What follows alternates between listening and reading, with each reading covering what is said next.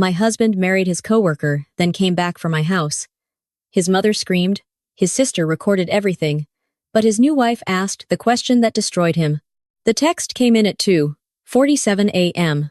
I know the exact time because my phone was charging on the nightstand, and the screen lit up the ceiling, and I was half asleep in that specific way where you are aware of your surroundings but not quite attached to them yet, the kind of sleep that breaks easily and does not return. I reached for it the way you reach for your phone at 2:47 a.m. when your husband is supposedly at a work seminar in Miami, because your brain runs a quick calculation and decides it is probably important. It was important.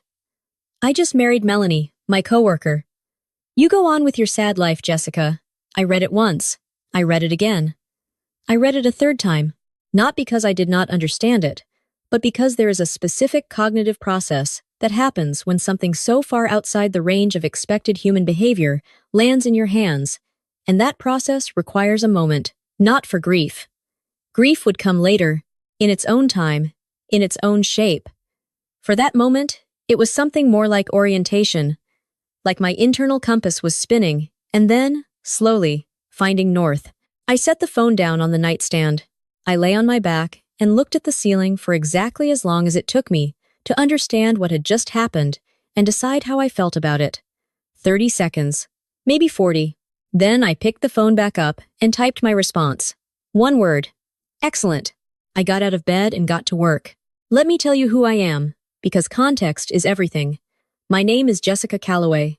My name, not his, which is a detail I insisted on at our wedding 4 years ago, and which Mark found mildly amusing at the time, and now, I imagine, finds clarifying in retrospect. I am 34 years old.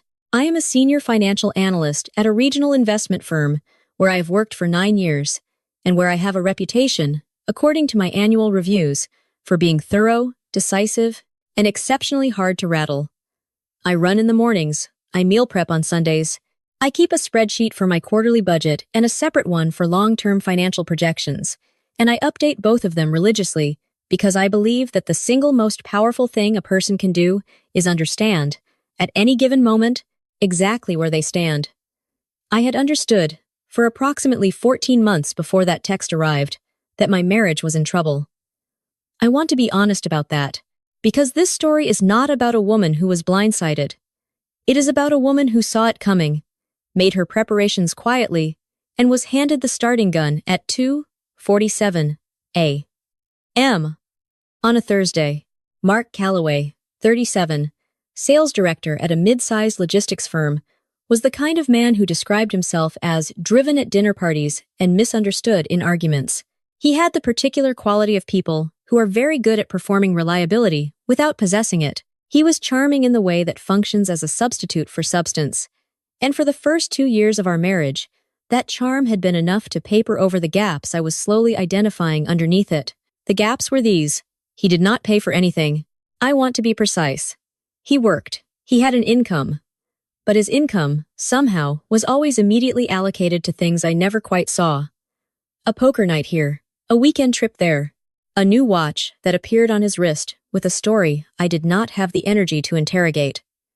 The mortgage on the house was mine, my name on the deed, my credit, my down payment from 9 years of savings. The utilities were mine. The car insurance on both vehicles was mine. The vacations we took were charged to my cards, with the consistent understanding that he would transfer his half when his cash flow sorted itself out. His cash flow never sorted itself out. I had, in the 14 months prior to the text, quietly restructured my finances with the help of my attorney, Sandra Reeves, J.D., 20 years in family law. The kind of lawyer who asks one question and listens for 20 minutes, and then gives you a roadmap so precise it looks obvious in retrospect. Sandra had helped me understand what I owned, what I was exposed to, and what steps to take to ensure that when the moment arrived, the moment would be mine. The moment arrived at 2:47 a.m. on a Thursday in October. I was ready. By 3:10 a.m., every credit card that carried his name as an authorized user had been canceled. I want to be precise about the sequence, because the sequence matters. First, the cards. 4 of them. All primary accounts in my name, with Mark added, as an authorized user. I called the 24-hour lines, reported them compromised, and requested immediate cancellation and replacement cards sent to my address only. Each call took under 4 minutes. Total elapsed time, 18 minutes. Then the bank accounts, our joint checking account, into which I had, 4 days prior, transferred all but $400 of the balance into a personal account. Sandra had advised me to establish 6 months earlier. The $400 was enough to not look suspicious, and not enough to matter. I changed the online password and security questions. Then, the house systems. Smart home app. New password. Mark's access removed. Security camera feeds rerouted to my phone only. His login credentials invalidated. The electronic gate on the driveway. Code changed to something he would not guess, which was not difficult, because the previous code had been his mother's birthday. A fact that now struck me as instructive. By 3:45 a.m. I was on the phone with a locksmith, Kevin Marsh, owner of Marsh Lock and Key, who had been recommended to me by my neighbor Carol 3 months earlier when she had a similar situation with a boyfriend, and who had the quality of a man who has heard everything and judges nothing. Double rate for before sunrise, he said. That is fine, I said. I can be there by 5. Perfect. I made coffee. I opened the linen closet and located the flat pack boxes I had quietly purchased and stored there 2 months prior. 10 of them, along with packing tape and a marker. I carried them to the bedroom. Mark and I shared, and I began, methodically and without hurry, to pack his belongings. Clothes first. He had good taste in clothes. I will give him that. Suits from a mid-range designer. Dress shirts in a color-coded row. The collection of watches that had accumulated on my credit card over 4 years. All of it went into boxes with the careful organization of a woman who has always packed efficiently and saw no reason to stop now. Then the bathroom. His grooming products. His cologne. The electric razor he had bought himself for Christmas using the joint account. His half of the medicine cabinet. Then the office. His gaming equipment. His external hard drive. His tablet, which I set on top of one of the boxes without opening, because I am not a person who goes looking for things she does not yet need, and I had a feeling that tablet would become relevant when I was ready for it to be. Kevin arrived at 4:53 a.m. He rekeyed every exterior lock in the house, with the quiet efficiency of a man billing double rate and earning it. New deadbolts, front and back. New garage code. New mailbox lock, for good measure. By 5:20 a.m. Every lock in my house was a lock that only I held a key to. I carried the boxes to the garage and stacked them neatly near the door. All 11 of them. I put the watches on top of the last box in a row because I am not a thief and I had no interest in his property, only in the removal of it from mine. Then I went back inside, changed into running clothes, and ran my usual 4 miles. It was a good run. The police arrived at 8:05 a.m. 2 officers. The senior one was Sergeant Paula Hendricks, 16 years on the force, with the bearing of a woman who has knocked on a lot of doors at inconvenient times and developed a neutral professionalism about it. The younger officer's name tag read, Briggs, and he was doing an admirable job of maintaining a neutral expression. Mark had called them from Miami to report that he had been locked out of his home. I opened the door before they finished knocking because I had watched them pull up on the security camera app. Miss Calloway? Sergeant Hendricks said. Yes, I said. Coffee? She declined politely and explained the situation.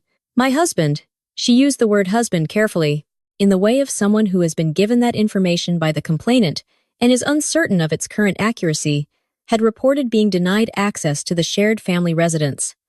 I held up my phone. The text, 2:47 a.m. I just married Melanie, my coworker. You go on with your sad life, Jessica.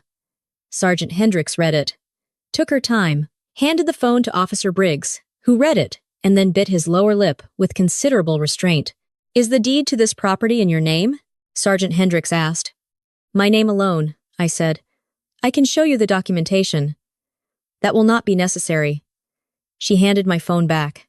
If the deed is in your name alone, and there is no court order establishing his residency rights, we cannot compel entry. A pause. You are aware he may pursue this through civil channels. My attorney is already aware of the situation, I said. She nodded once. Have a good morning, Miss Calloway. Officer Briggs nodded at me on the way out. It was a very specific kind of nod. I need to tell you about Melanie before they arrived, because you need to understand what I understood and what she did not. Melanie Donahue. I had known her name for 8 months. Not because I had gone looking, exactly, but because I had found a receipt in the pocket of one of Mark's jackets while doing laundry. A hotel receipt from a property 3 miles from our house, charged to one of my credit cards. On a Tuesday evening, when Mark had told me he was at a client dinner, the name on the room guest log was M. Donahue. I had taken a photograph of the receipt with my phone, filed it in a folder I had labeled with my characteristic organizational precision, Documentation, Mark, and said nothing, because I had learned from Sandra Reeves that the timing of information matters as much as the information itself, and I was not yet ready to use what I had. Over the following 8 months, the folder grew. 3 more hotel receipts, same name, different dates. A jewelry purchase I did not recognize, charged to the joint account in February. 2 restaurant charges on a Saturday when I had been visiting my sister in Portland. Charges for 2 people from a place Mark had always said he did not like because the portions were too small. I documented all of it, said nothing, kept running in the mornings, kept updating my spreadsheets, kept meeting with Sandra every 6 weeks to review the legal preparation. What I did not know, what I discovered later in stages, the way you discover the full architecture of a thing when you start pulling at a single visible thread, was that Melanie believed she was marrying a man of means. Mark had told her, apparently, that our house was jointly owned, that he had savings, that the life he was living was one he had built and maintained, and that the transition out of his current marriage would be clean and financially straightforward.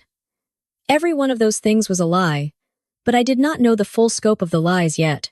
I found out over the next 48 hours. They arrived at 2:14 p.m. Mark was wearing the designer sunglasses he had bought on my Amex 8 months earlier. Melanie was wearing a white beach dress, still in her wedding outfit, or a continuation of it. The aesthetic of a woman who had planned this moment for a while and dressed for the version of it she had imagined. She was 29, pretty in a way that required significant maintenance, and carrying the expression of a woman who was already beginning to understand that the scenario she had arrived in was not the one she had been sold. Mark's mother, Martha, came up the driveway crying before she reached the front step. Martha had been crying at me in various configurations for 4 years. At my wedding, at Christmas dinners, at a birthday party where I had served the wrong kind of cheese. The crying had long since stopped registering as grief and started registering as a communication style. Mark's sister Brenda was recording on her phone. She angled it at me the moment I opened the door, which was fine. I had my own cameras. "You have absolutely no right," Martha said, still on the driveway, "to treat my son like a stray dog." "I did not," I said. "I packed his things very neatly. They are in the garage." Mark stepped forward, designer sunglasses on, jaw set, performing the authority of a man who is not actually in a position of authority, but is hoping nobody does the math quickly enough to notice. "Jessica," he said, voice pitched low the way he pitched it when he wanted to seem reasonable. "This is my house too. You need to let me in so we can have an adult conversation about this." "It was never your house," I said. "That is documented. We are married. You married someone else last night." I looked at Melanie briefly. "Congratulations." Melanie tugged Mark's sleeve. "Did she actually cancel all the cards?" Something flickered across Mark's face. The specific expression of a man caught between 2 women asking 2 questions he does not want to answer simultaneously. "Just be quiet," he said to her. Melanie's eyes went flat. I noted that. Then his phone rang from the pocket of his jacket, loud enough that we all heard it. He answered it and put it on speaker without thinking, because Mark had always done everything on speaker, a habit I had found mildly irritating for 4 years, and found, in this specific moment, absolutely perfect. A woman's voice came through, screaming. But organized screaming, the kind that has a specific objective. "The hotel needs payment before they will release the luggage." The card was declined twice, and they are saying, Mark hung up. He stood there, looking at me with his phone in his hand, and the specific expression of a man whose entire constructed reality had begun to disassemble in a hotel lobby in Miami and on a driveway in his former home simultaneously. "Are you happy now?" he said. "Not quite as happy as you looked in your wedding photos," I said. "The ones from the beach, with the sunset." Melanie's dress was very nice. He had not known I had seen the photos.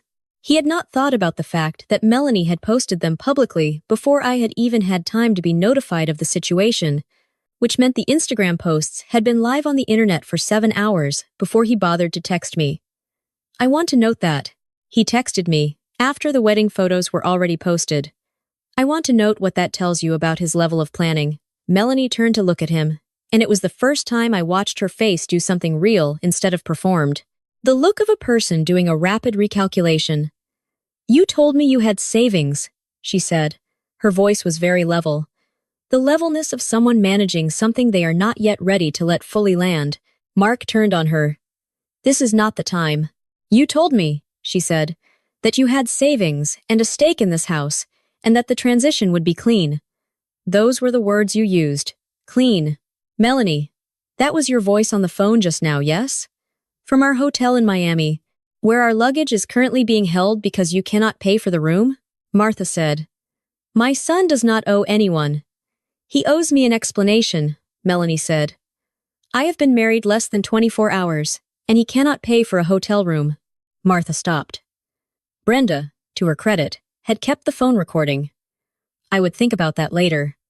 The particular gift of a woman so committed to documenting drama that she documented this too. The boxes were in the garage. Mark and Melanie and Martha and Brenda carried them out to Mark's car. The car, I should note, was registered in Mark's name and financed through a loan I was not on, which meant it was the one thing in the driveway that was actually, genuinely his. The neighbors watched from various positions of plausible deniability. Carol from next door was watering a plant that did not need watering. The couple across the street had found an urgent reason to check their mailbox. Mark did not say anything else to me. He carried boxes with the mechanical movement of a man who had run out of scripts. Melanie carried boxes with the expression of a woman compiling information she intended to act on later. Martha wept into a tissue. Brenda recorded. When the last box was loaded, Mark looked at me from the driveway. Not the performing look, not the reasonable voice look, just his actual face, without the presentation layer, which I had seen rarely in 4 years, and which looked, under the circumstances, surprisingly ordinary. "I hope you know what you have done," he said. "I do," I said. "Exactly." I went back inside and closed the door. I gave it 3 days. I want to be clear about this choice, because some people would have acted immediately, and some people would have waited longer, and I had thought carefully about the timing. 3 days was enough time for Mark to have established his narrative publicly, enough time for the people in his orbit to have received his version and committed to it, enough time for the performance to be fully staged. Then I would take the stage down. He posted on the second day, a long, winding narrative about the end of a marriage to a woman who was cold, controlling, impossible to reach emotionally, and frankly, more married to her spreadsheets than to him. His mother shared it with a prayer for those suffering alone when they could choose love. Brenda added her commentary. "Some women would rather destroy a man than watch him find happiness." 22 people liked it. 3 left supportive comments. One of them was a man from our church who had once told me at a potluck that Jessica seemed like a lot. I read all of it. Then I called David Chen. David works in IT security, specifically in data recovery and digital forensics, which is a field that sounds obscure until you need it. At which point, it sounds like exactly what you need. He has been a friend since college, the kind of friend who answers his phone when you call and asks clarifying questions before he asks emotional ones, which is precisely what I needed at 9 p.m. on a Thursday. I told him about the tablet, Mark's old Samsung, which had been sitting in the study for 8 months after he upgraded to a newer model. He had wiped it, or thought he had, but David had told me once over dinner that consumer-level factory resets leave more behind than people understand. David came over Friday morning with a soft-sided case of equipment and a coffee I had made for him. He worked for 2 hours in the study. I worked at my kitchen table, reviewing the file Sandra had already started assembling. Then David walked into the kitchen and said, "Okay." He set the laptop on the table and walked me through it. 11 months of messages. Mark and Melanie, a thread that started as professional and shifted within 3 exchanges to something else entirely. I read the early ones quickly. They told a story I had already understood. I read the middle ones with the specific focus of a person identifying evidence. Then David scrolled to a section he had flagged, and I read it slowly. Hotel receipts, specific dates. The charges, in several cases, mapped directly to entries on my credit card statements that Mark had explained as client dinners or work travel, and then the message David had flagged separately, in a thread from 4 months earlier. Mark had written, "She will not do anything. You know her. She hates public scandal more than she hates anything. She will just go quiet and make it difficult for a while, and then eventually agree to whatever I propose, because that is what she does." Melanie had answered. "Are you sure?" Mark had written back. "I have been married to her for 4 years. Trust me, she avoids confrontation like a religion." I read that 3 times. Then I smiled in the specific way I smile when a situation confirms something I had already accounted for. I had been preparing for that assumption for 14 months. I posted that night. No emotional language. No accusations framed as feelings. No, I am hurt. No, I cannot believe. None of the vocabulary that allows people to categorize a response as hysteria rather than evidence. Just a document, organized chronologically. The 2:47 a.m. Text. Screenshot. Timestamp visible. Unedited. Selected credit card statements with specific charges highlighted and labeled. The hotel receipts from the documentation folder. Dates. Amounts. The M. Donahue Room guest log visible. A brief factual summary of the property situation. Deed in my name. Mortgage in my name. 4 years of household expenses in my name. Closing line. He was right that I prefer to avoid public scandal. I also prefer accuracy. These are both true things. I went to bed at midnight. By 6 a.m., the post had been shared 340 times. By noon, 4,000.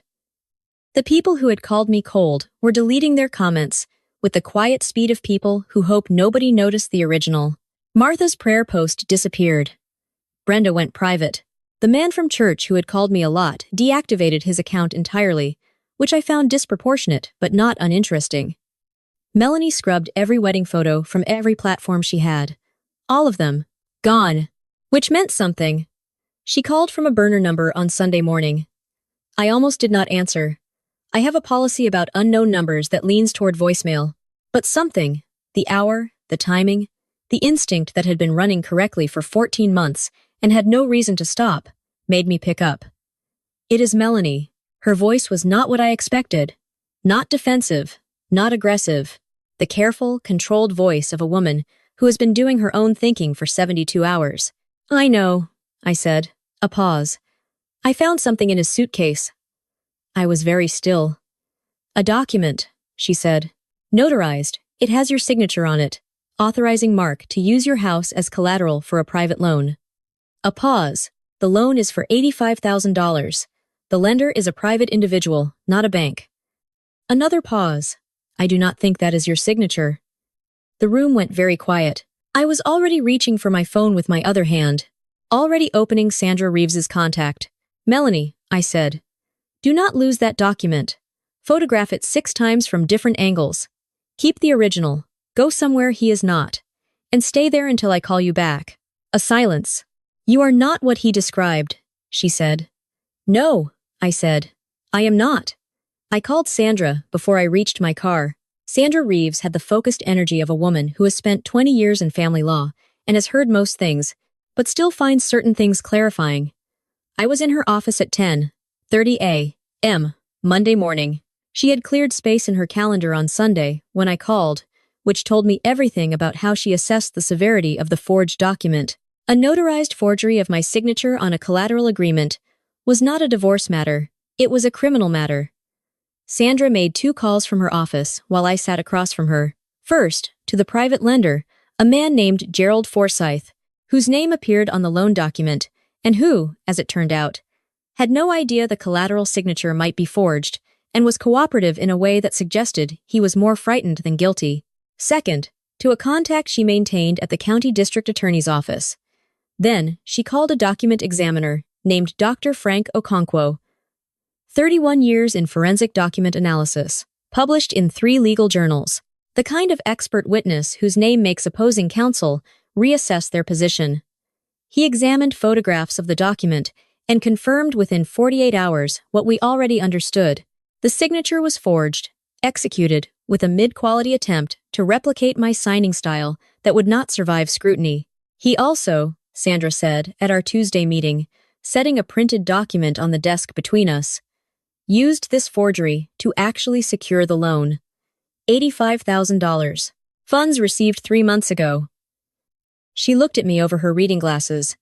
That money is gone. It went, based on the bank records your friend David recovered, into a series of cash withdrawals over 6 weeks. She paused. We believe it funded the Miami trip and possibly the ring. I sat with that for a moment. He had borrowed $85,000 against my house, with my forged signature, to fund the life he promised another woman. File everything, I said. Already in process, she said. The divorce hearing was scheduled for 6 weeks later. By then, Sandra's file contained the original text message establishing the bigamous marriage, a copy of the Florida marriage certificate, which Mark had obtained through a combination of optimism and apparent disregard for the fact that he was legally married in another state, the forged collateral document, and Dr. Okonkwo's analysis of it. It contained the credit card fraud documentation, covering 14 months. It contained security footage from my home camera system, showing Mark attempting to open the back door at midnight on the Saturday after I changed the locks. It contained the chat logs from David's recovery of the tablet, specifically, the section where Mark described me as someone who would avoid confrontation like a religion. That last one was not strictly legally necessary. Sandra included it anyway. I did not ask her to remove it. The hearing room was fuller than I expected. I do not know how these things get around, whether it is court records that are public, or the particular efficient gossip of people who know lawyers, or just the gravitational pull of a situation that has enough moving parts to draw an audience. But the gallery had more people than a standard divorce hearing typically draws, and I recognized several faces in ways I would have found uncomfortable 6 months earlier, and found, now, entirely fine. Mark's attorney sat across from Sandra. He had the look of a man who had reviewed the discovery file and arrived at the hearing having already mourned the outcome. Mark was in a gray suit. He looked diminished in the specific way of people who have been performing a version of themselves for years and suddenly appear in the original scale. He did not look at me. He had not looked at me since the driveway. His mother, Martha, was in the gallery, tissue already deployed. Brenda was beside her, without the phone this time, which represented some kind of growth. And in the second row of the gallery, on the opposite side from Martha and Brenda, sat Melanie Donahue. She had contacted Sandra 2 weeks earlier, voluntarily. She had provided the original forged document, her testimony about finding it, and a statement about the 11 months of representations Mark had made to her about his financial situation, the ownership of the house, and the nature of our marriage. Sandra had reviewed her statement and described it to me as exceptionally useful and delivered with a precision that suggested she had had time to think clearly. She apparently had. The judge was the Honorable William Carver, 28 years on the bench, Family Law Division, with a reputation Sandra described as allergic to nonsense. He had heavy gray eyebrows that he deployed expressively, and he deployed them considerably throughout the morning. Sandra laid out the case with the methodical thoroughness of a woman who had been preparing for 6 weeks and was not in a hurry. The text message, the marriage certificate, the property documentation, the fraud records, the forged collateral agreement, Dr. Okonkwo's analysis, entered as Exhibit G. The security footage of Mark at my back door, entered as Exhibit H. Judge Carver reviewed each item with the attention of a man who reads what is placed in front of him, instead of summarizing it for himself in advance. His eyebrows moved several times. When Sandra finished, Judge Carver turned to Mark. "Let me be direct," he said. "Is it true that on October 14 of this year, while legally married to the petitioner in the state of this court, you participated in a marriage ceremony with another individual in the state of Florida?" Mark looked at the table. "Your Honor, there were circumstances that—" "I asked a yes or no question," Judge Carver said. "I find that attorneys who allow their clients to answer simple questions with complicated answers have generally not served their clients' interests. I will ask again.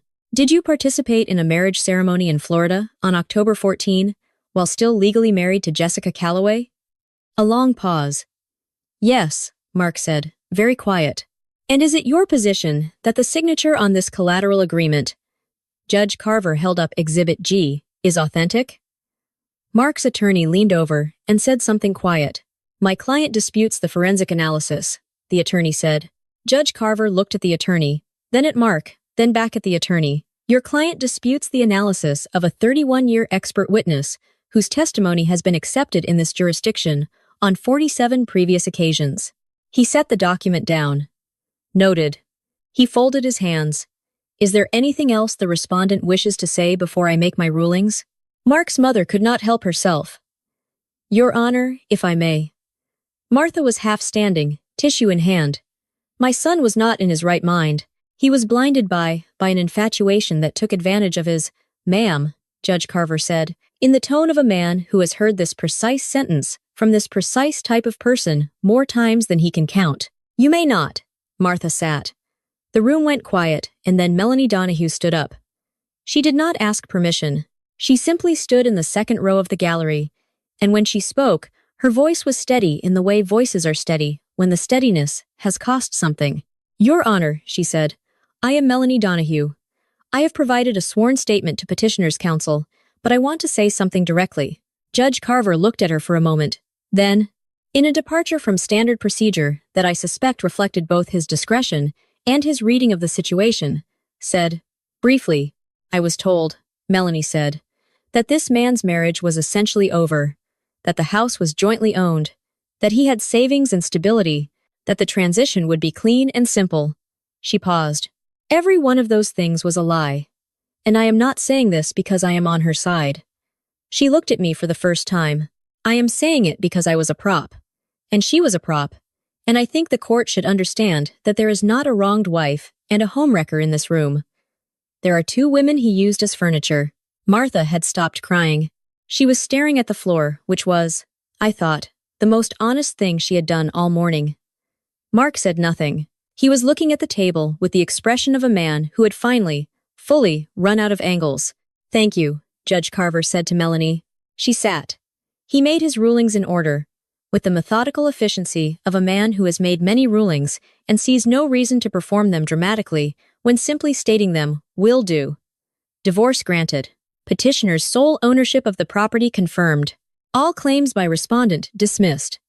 Restraining order issued, prohibiting respondent from contact or approach.